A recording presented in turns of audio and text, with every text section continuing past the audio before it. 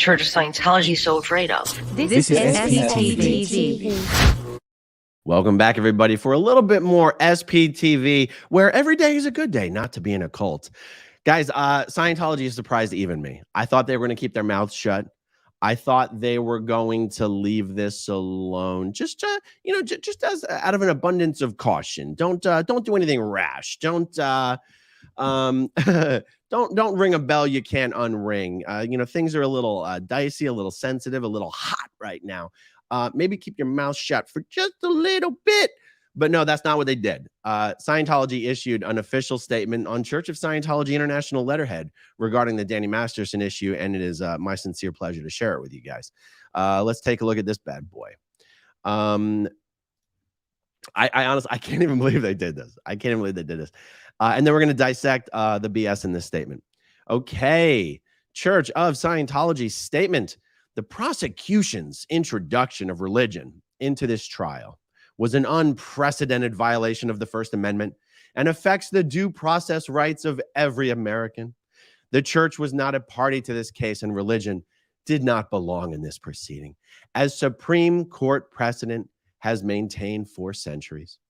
The district attorney unconscionably centered his prosecution on the defendant's religion and fabrications about the church to introduce prejudice and inflame bigotry. The district attorney elicited testimony and descriptions of Scientology beliefs and practices which were uniformly false. The court's statement of church doctrine was her own invention. Nice touch referring to the court as a her. Maybe that's because the judge is a woman. The court's statement of church doctrine was her own invention, dead wrong, and blatantly unconstitutional. The church has no policy prohibiting or discouraging members from reporting criminal conduct of anyone, Scientologists or not, to law enforcement. Quite the opposite. Church policy explicitly demands Scientologists abide by all laws of the land. All allegations to the contrary are false. There is not a scintilla of evidence supporting the scandalous allegations that the church harassed the accusers. Every single instance of supported harassment by the church is false and has been debunked. This press release doesn't even have the normal signatory of David Miscavige, Puppet, Karen Powell. This is a little incredible. I'm going to let me pull it up because I'm gonna make some references to this thing here. I'm going to quickly make some comments on this, and then I'm going to show you. I'm going to show you the actual evidence that debunks everything in the Scientology press release that claims all the allegations about Scientology have been debunked. A couple statements that I want to make. When this press release says the prosecution's introduction of religion into the trial was an unprecedented violation of the First Amendment. Judge Almeida actually very specifically addressed this because it was raised as an objection a number of times by the defense team. She goes, introducing evidence into this case about Scientology policies and procedures that help the jurors understand the states of mind of the Jane Does with respect to the issue of why they didn't come forward to police does not infringe upon anybody's right to practice Scientology. No one's freedom to believe or practice Scientology, particularly Danny Masterson's, is being infringed upon. And she goes, and Scientology is not a party to this case. Scientology's rights are not being infringed upon by witnesses and expert witnesses talking about what Scientology policy says with respect to going to law enforcement, and that it is a high crime punishable by declare and expulsion. We're not talking about freedom of religion here. We're talking about the states of mind of the Jane Does who were all members of Scientology. So anyway, I just wanted to explain that. The district attorney unconscionably centered his prosecution on the defendant's religion and fabrications about the church to introduce prejudice and inflame bigotry. There was another thing that Judge Almeida had explained very clearly several times, which is that in the first trial of Danny Masterson, evidence about the Scientology stuff, testimony about the Scientology stuff was excluded, specifically because the idea was it wasn't relevant to the facts of the case. And also because the defense had told the court they were not going to contest whether these incidents actually occurred. They were going to focus on the consent issue. And yet the defense went back. I was going to say went back on their word, but it's not like they promised the judge what they were going to do.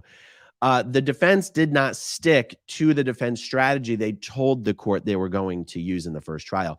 They did start to question whether these events occurred, and they did start to use the fact that the defendants hadn't come forward to law enforcement sooner to impeach the credibility of the victims. Judge Almeida explained that it was specifically for that reason that in the second trial, she was now going to allow evidence and testimony regarding the policies of Scientology about coming forward to the police, because it was now necessary for that evidence to come in to respond to the defense's attempt to impeach the witness's credibility for not having come forward to the police sooner. Judge Almeida very explicitly told the defense team very clearly, you are the one who opened the door to the Scientology evidence coming in. Now, of course, Scientology doesn't care. They're going to put out their own press release, but I'm just saying it for the record here. Okay, so let me quickly stop sharing this one, and I'm going to start sharing another one. Let me, hold on. I'm going to show you the actual Scientology policy prohibiting Scientologists from coming forward to the police. Give me a second here. Bada boom. Here it is. Okay. This is a blog post in October of last year that Mike Rinder did. Reality check, Scientologists and law enforcement. Let's jump down to this part here. Oh, and this is specifically in response to statements Scientology had already made regarding this. With the ongoing trial of Danny Masterson, a lot of people are curious about Scientology's position with respect to reporting crimes to law enforcement. Scientology responded to reports that they forbid this in typical fashion. Quoting the Los Angeles Times, the Church of Scientology declined to comment on the pending criminal matter, but said the religion has no policy against reporting crimes committed by Scientologists to law enforcement. Church policy explicitly demands Scientologists abide by all laws of the land, Karen Powell said. Okay, so the exact same wording that they're using now. So the blog post says, let's begin first with L. Ron Hubbard quotes taken directly from the list of misdemeanors, crimes, and high crimes that L. Ron Hubbard lays out in his Scientology justice system. In the book, Introduction to Scientology Ethics, the Bible of Scientology. Okay, so in the book, Introduction to Scientology Ethics, Hubbard lists the following as high crimes. There are hundreds of transgressions listed in the book. High crimes are the very worst category that can result in being excommunicated from Scientology. These are direct quotes.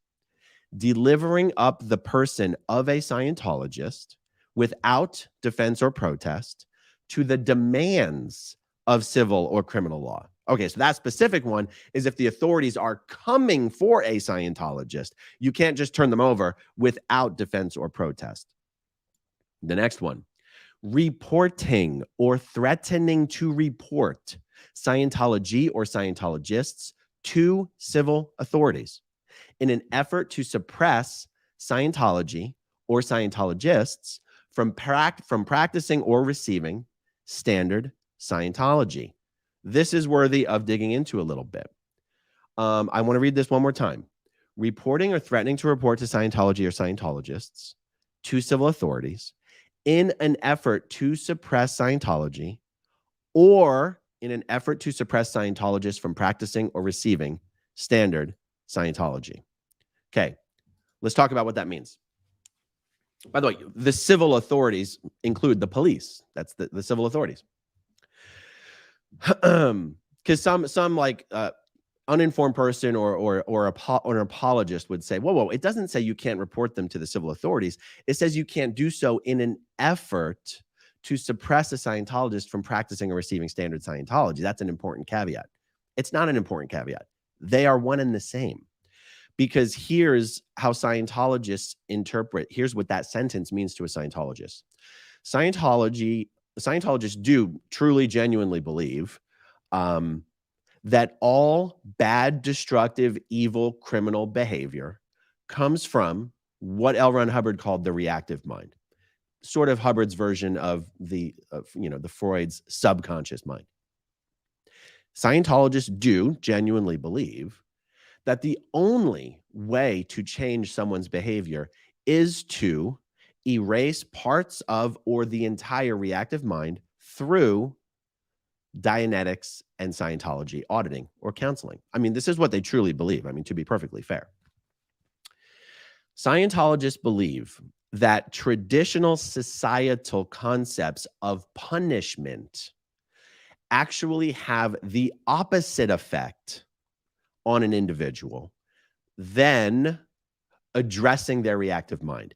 That punishment restimulates or reactivates the reactive mind, and that you cannot fix someone by involving the criminal justice system. You cannot fix someone by dragging them into court. You cannot even fix someone by putting them into prison. And there are broader, larger, overarching concepts in play here. But Scientologists believe that if you were to involve the police, the courts, prosecutors, prison, you are preventing Scientology from being applied to that person. You are preventing that Scientologist from being able to avail themselves of Scientology's magical technology. So again, I'm going to share this one more time because with a little bit of that context, I want you to hear this again. Reporting or threatening to report Scientology or Scientologists to civil authorities in an effort to suppress Scientology or Scientologists from practicing or receiving standard Scientology. There's an additional concept in play here, which Scientologists, in Scientology, there's a concept of applying 100% standard Scientology technology 100% of the time. Deviating from what is considered 100% standard technology is called squirreling. It's called altering the tech. It is truly the highest high crime in Scientology that you can commit. Because standard Scientology technology does not include as a part of it sending someone to prison or suing someone in the courts. Remember, standard Scientology technology includes Scientology's own ethics and justice procedures. So trying to seek a solution outside of Scientology's approved ethics and justice procedures is considered an alteration of Scientology, is considered squirreling, is considered a suppressive act, is considered a high crime. This concept of applying standard Scientology versus some alteration of it is an even more senior and important concept in Scientology than even the ethics and justice codes. The ethics and justice codes, to be perfectly fair, are kind of low on the totem pole of what Scientologists consider important, like fundamental core. The ethics and justice codes are just rules to follow. This other thing that I'm talking about of standard Scientology, Tom Cruise has famously, been seen in this video talking about keeping Scientology working. It's KSW, and KSW is so important to me. And I'm like, when Tom Cruise talks about keeping Scientology working, that concept is this concept of always applying standard Scientology all of the time. That is what L. Ron Hubbard says is keeping Scientology working. Having the technology, knowing it is correct, applying the technology. There's 10 points of keeping Scientology working. I'm not going to be able to remember all of them. Having the technology, knowing it is correct, applying the technology, hammering. I'm going to forget them. Hammering. There's one of the earlier steps I'm missing, but it's hammering out of resistance, incorrect technology, hammering out incorrect applications, knocking out the possibility of incorrect technology, knocking out incorrect applications. It all has to do with always applying 100% standard Scientology all of the time. And so I'm repeating myself a little bit here, but I feel like it's a little necessary to drive this point home. I can't help it. I'm going to read it one more time, guys. Are you ready? Reporting or threatening to report to Scientology or Scientologists to civil authorities in an effort to suppress Scientology or Scientologists from practicing or receiving standard Scientology.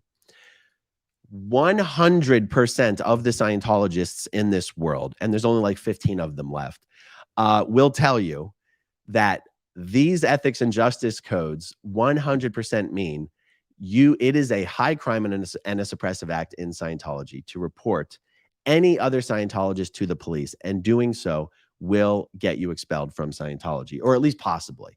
It's not like if you commit a high crime in Scientology, you're automatically expelled. It's just like, it's just, you can only be expelled for high crimes. And I mean, also, to be fair, Scientology includes such a long list of high crimes, and some of them are as fundamental as any violation of the 10 points of keeping Scientology working, that the ethics and justice codes are written in a way where you can pretty much hang someone for high crimes for just about anything. It's just how pissed off you are at the person. The organization can hang anyone for high crimes for something as simple as not having reported another Scientologist for speaking badly about Scientology. You know, you could be rung up for a high crime. But I'll tell you, I feel like Scientology really is playing with fire here, even with respect to the impact on its own membership. When its members see Scientology publishing such provable falsehoods broadly in major media outlets. You know, you guys might remember back in the day when Tommy Davis, he's sort of a Tom Cruise lookalike. He's Ann Archer's son. He was for a short spell Scientology spokesperson.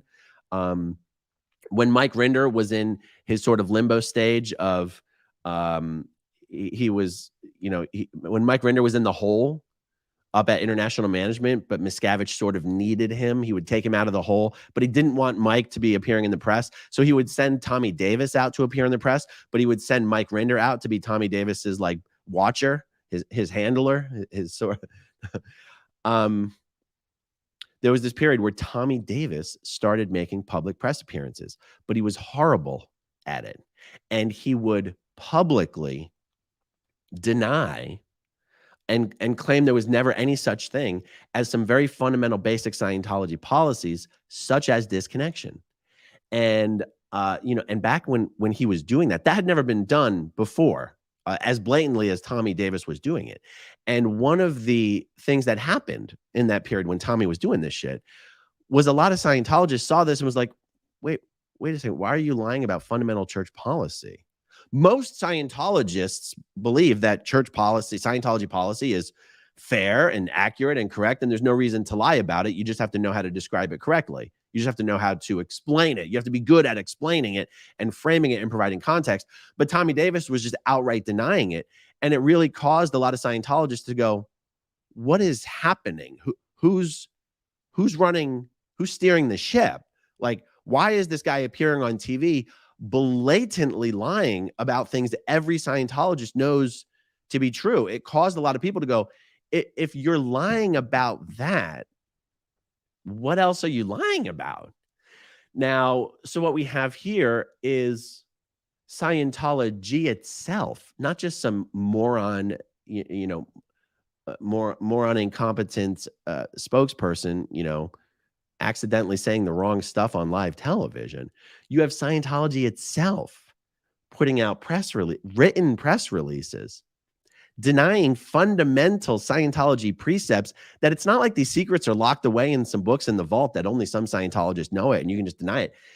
These precepts are in the Introduction to Scientology Ethics book that anybody can buy. You can buy this book online. You can buy this book on Scientology.org.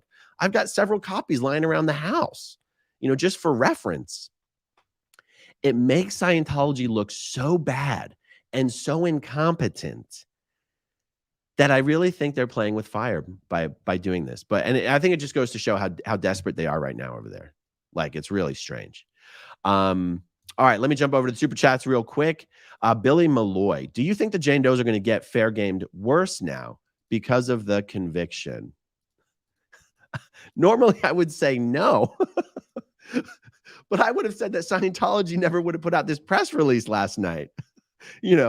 Hours. The Danny Masterson verdict is hours old. Danny Masterson was barely even eating his first bologna sandwich in prison or jail, and these guys are already putting out press releases, shooting themselves in the foot. So, Miscavige is probably over there losing his damn mind, and he very well could have been like, ratchet up the pressure on these women. Let's the civil suit is next. Let's shut them down. Let's make them demand to sue for peace. You never know. It's a clown show over there right now. Mary Sue Hubbard, the many citations to the record, applicable case law, and L. Ron Hubbard policy in this well-written statement are very persuasive. I know, right? Absolutely. Jermaine Bagley, when is the party? So the party's not going to be this week. There will be something going on next week, and when I will share the details when and if I can. Janine, did I say? Yeah, Janine Bagley. Thank you, Janine. Donna Reynolds, I've been watching you so much. I know how much this verdict means to you all. Hugs to you SPTV folks and the Jane Does. Thank you so much, Jane. I really appreciate it. Selfless Self. Does the IAS, I think you mean does Scientology ever recognize L. Ron Hubbard's connection to the OTO through JPL's Jet Propulsion Laboratories, Jack Parsons? It seems sex cult activity has been woven in from the beginning. True. L. Ron Hubbard himself talks pretty openly about his relationship with Jack Parsons. Now, you guys know L. Ron Hubbard never met Aleister Crowley, right? He only his relationship was only with Jack Parsons. Now, of course, Jack Parsons was a disciple of Aleister Crowley. L. Ron Hubbard himself talks about that very openly in his lectures. You see, Scientologists don't believe in all that stuff, so they don't care that L. Ron Hubbard was connected to all that stuff. Scientology doesn't believe in the occult or Satanism or the devil or black magic or anything. They just believe in the power of the Thetan. Now, yes, I know Thetan sounds like Satan with a lisp, but I wouldn't read too much into that. Hubbard was pretty proud of his involvement with Parsons and all that black magic stuff because he just thinks it's interesting. And he was not shy in talking about it in his lectures. Thank you, Selfless Self. Evelyn Lee Barney, funny how Masterson's Wikipedia page has changed twice in less than 24 hours. Someone toned it down. Too bad. Yeah, that is too bad.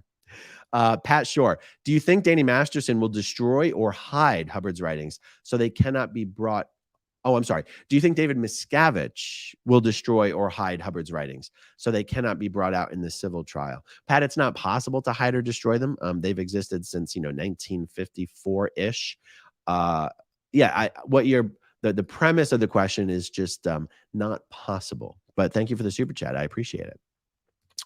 Devin Laura, Aaron, yesterday was just awesome and made the heartache of the first trial worth it. I wanted to say I'm so happy to share these moments with you. Well, thank you so much, Devin. I really appreciate it. By the way, I was just so exhilarated and exhausted from all the emotions of yesterday. I did not sleep last night. I could not. I laid in bed for hours and hours and hours, could not sleep. I think I fell asleep at around 8 o'clock in the morning.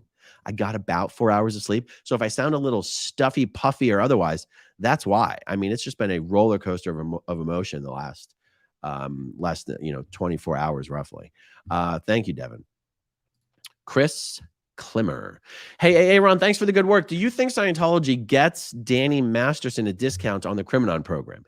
He got the next 60 years to do that. Sheesh, happy justice was served. Well, you're probably joking, Chris, but the Criminon program is really just an introductory service route into Scientology, sort of, for prisoners. The truth is Scientology doesn't want any prisoners joining Scientology. It's just something that they do to make it look like they're trying to be helpful to society. Scientologists don't give a damn about Criminon.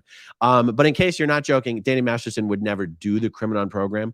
He's already studied everything that there is in that program anyway. But thank you for the super chat, Chris. Appreciate it. Abe Froman.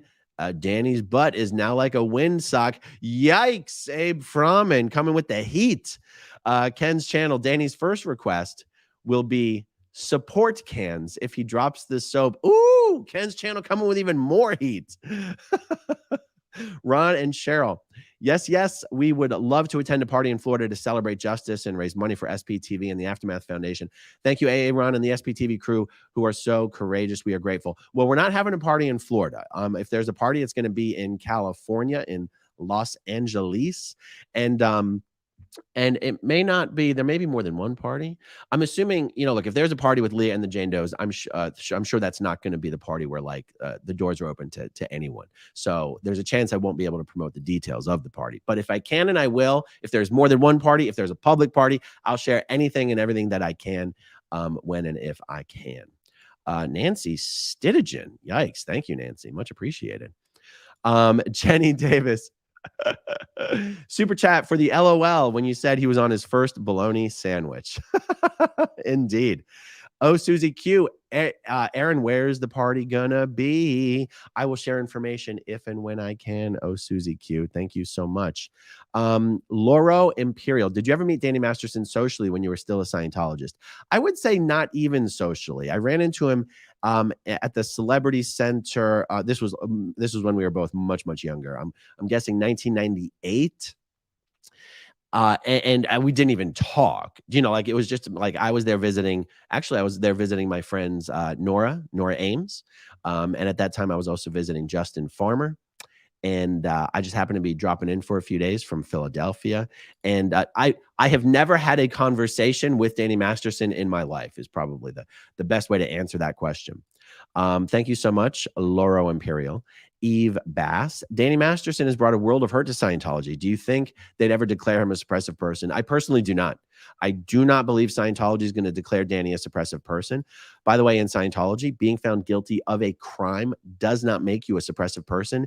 It makes you a potential trouble source type B, as in Bravo.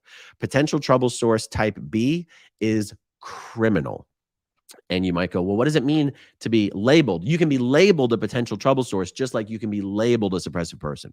And when you're labeled any type of PTS, there's types A through J. When you're labeled any types of PTS, you're no longer eligible to do Scientology courses or auditing. Scientologists, however, do not have to disconnect from you. You only have to disconnect from someone if they're declared a suppressive person. You are allowed to be connected to someone who's a potential trouble source. But it's just that the person who's a potential trouble source isn't allowed to be connected to the Scientology organization by doing any courses or auditing. And that is to protect Scientology. That's actually where that term comes from, potential trouble source. You might say potential trouble for whom? Potential trouble for Scientology. That's actually where that term comes from. All righty. We have Reem Bacha. Reem Bacha, thank you so much. Shelly Netzer Edgerton. I love that name. We should have small, I guess I have a soft space in my heart for compound last names. We should have small parties for we should have small parties for donations for the Aftermath all over the country. Well, guys, anyone who wants to donate to the Aftermath Foundation should go to the aftermathfoundation.org and donate. That's what it's there for, you guys. I'm a honey baby sweetie doll. Says virtual celebration party. Bring your own beverage, adult beverage, and a donation to the Aftermath Foundation. Guys, the Aftermath Foundation website is right there. Direct all your donations that way. Yeah, I mean, even we've never even actually done one of those online. We talked about doing, because you can set up live streams through YouTube, and you can tell YouTube that you want this live stream to be a fundraiser for a nonprofit, and YouTube doesn't take a cut of any of those donations. We've talked about doing that. We haven't done it yet, but it's just as effective to just go to the aftermathfoundation.org and make donations there. I do like the screen name though. Very, very clever. High Desert Biker. Danny Masterson equals his character from Face Off in real life. I'm so glad you mentioned that. In the movie Face Off, Danny Masterson has a cameo where he sexually assaults John Travolta's daughter in his car in John Travolta's driveway. Now, this is at the point in the movie where John Travolta and Nick Cage have already switched faces and bodies and whatever. So it's really Nick Cage in John Travolta's body going out and beating the snot out of Danny Masterson. So that's kind of hilarious, you know, fiction reflecting reality. And also there is a clip from that 70s show where the crew are interviewing for a job at a burger joint. And the guy doing the interview asks Danny Masterson's character, "Where do you see yourself in 5 years?" And Danny Masterson says, "Prison." I edited that into a little short yesterday and posted it. So yeah, he reflects a couple of his characters there. Fabian and Deal, very strong, letting your emotions go. Props to you, bald and bold mate from Florida. Hashtag abolish toxic masculinity. Yes. Well, it's not something I can actually help. The truth is, if I could help it, I probably wouldn't do it, to be perfectly honest. But yeah, anyway, I appreciate the compliment. Thank you, Fabian. Mark Andrew Demarest, $2 for hashtag stay puffy. $100 for Alex. I don't understand the last reference, but I appreciate the super chat, Mark. Thank you. Chris Klimmer. Yeah, man, I was joking, but how you broke the news yesterday was touching. Amazing work. I was proud of you, man. Thank you, Chris. I really do appreciate it. Selfless Self. I was asking about the sex cult side of the OTO. Oh, interesting. Selfless Self. No, I do not recall L. Ron Hubbard ever talking about that part of it. I don't. That's something that definitely would be edited. You know, Miscavige has edited a ton of material out of the L. Ron Hubbard lectures that didn't, how shall we put it, age well. And anything about the, you know, magical sex cult rituals or whatever, if there ever had been any discussion of that, it's been removed from the lectures. Thank you so much. Mac D, Danny should be happy he's not going to be a way bigger. Oh, Danny should be happy. He's going to be a way bigger celebrity on the inside than he ever was on the outside. There will be lines to his cell for days. Oh, yikes. Mac D giving me a visual there I don't want in my head. Thank you, Mac D. Reem Bacha. Hey, Ron, do you think Danny Masterson will waive his psych eval? And what does waiving it mean for him? Much love from Cyprus. So happy I finally caught alive. It's a very interesting question. My personal instinct on this is that, yes, he will waive his psych eval. That's my personal instinct. You know, Danny Masterson, for not having done a lot of Scientology's bridge, Danny Masterson was actually a very dedicated and committed Scientologist.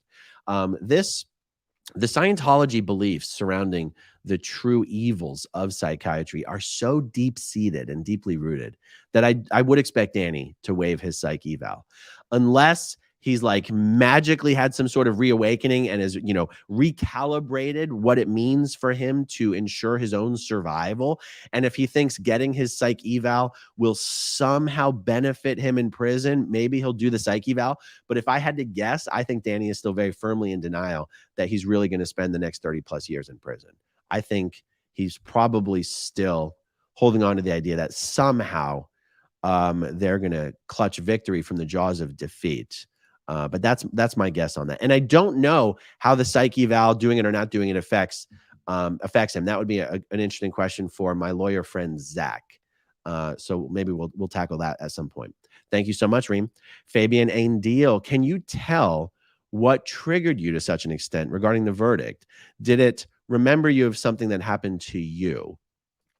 You know what? There are so many things in this trial on the subject of Scientology that when they have come up have deeply affected me emotionally without me actually really understanding why.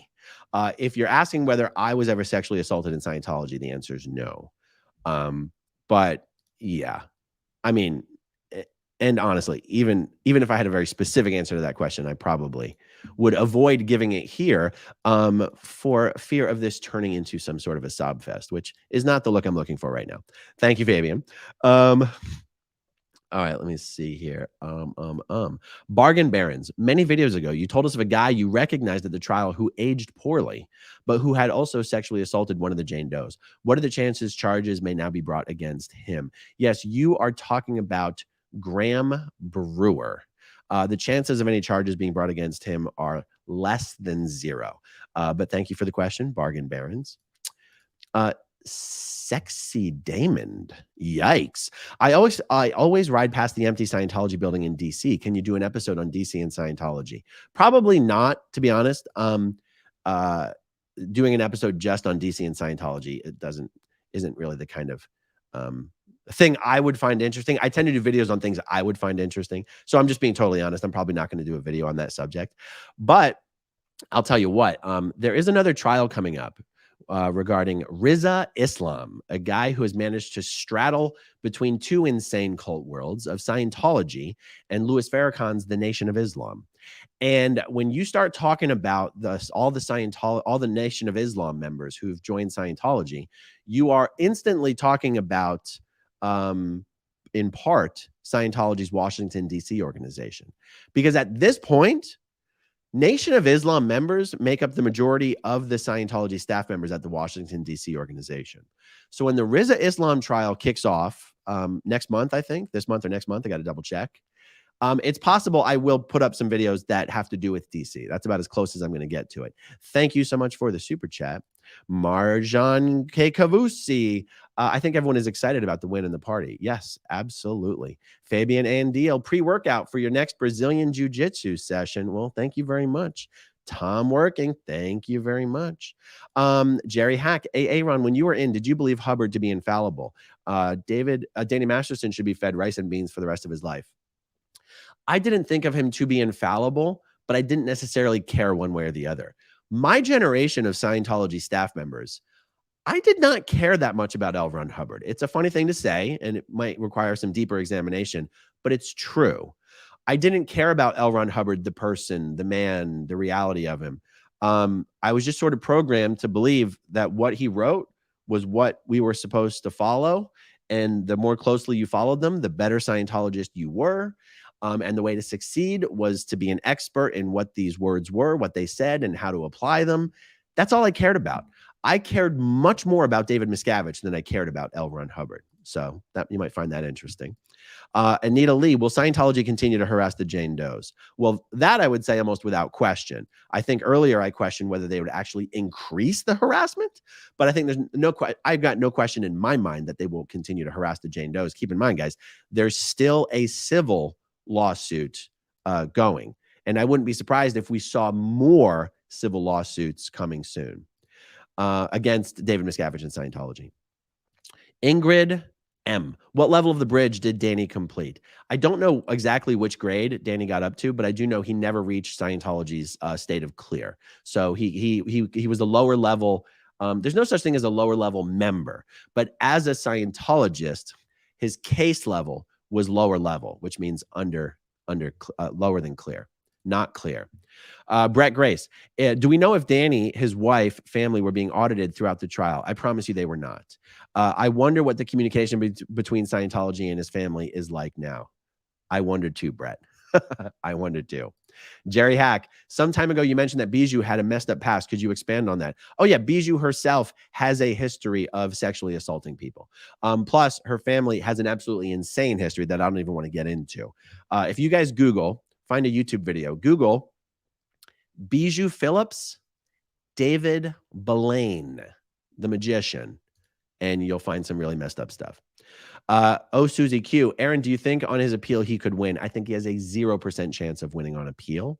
Bo Beats, a man who shows his emotion is an attractive quality. Thank you so much. That's what I tell my wife all the time. All right, everyone. I have a lot of material that I want to get to today. So let's call it a wrap on this one for right now. Much more to come. Thank you, everyone, for watching. Thank you to everyone who watches until the very end, and I'll talk to you soon. Okay, if you want to see my rock and roll songs, click right on this guitar. And if you want to see a different one of my videos,